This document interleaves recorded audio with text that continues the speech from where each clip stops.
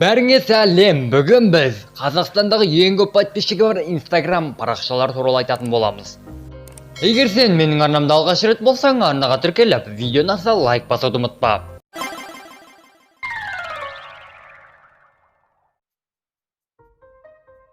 10-шы орында 3 миллион 300 мың подписчигі бар.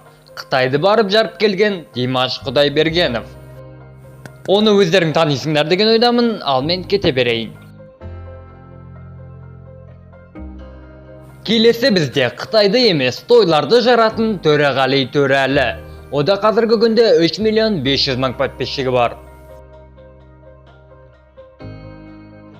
Әнші Сәкен Майғазиев 3 миллион 600 мың подписчигімен 8-ші орынға жайғасты.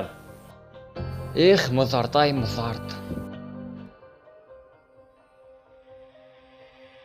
3 миллион 800 мың подписчигі бар Мадина Садуақасова 7-ші орында.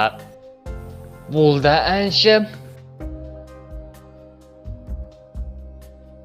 Енді әнші емес, Геннадий Головкин, яғни GGG 6-ші орында.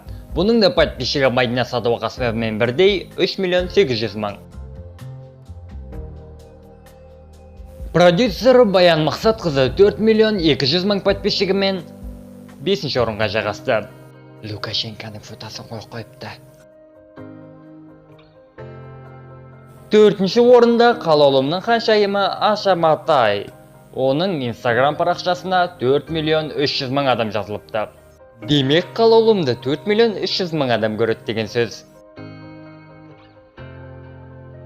3-ші орынға да келіп жеттік. 3-ші орында Қайрекең орналасыпты.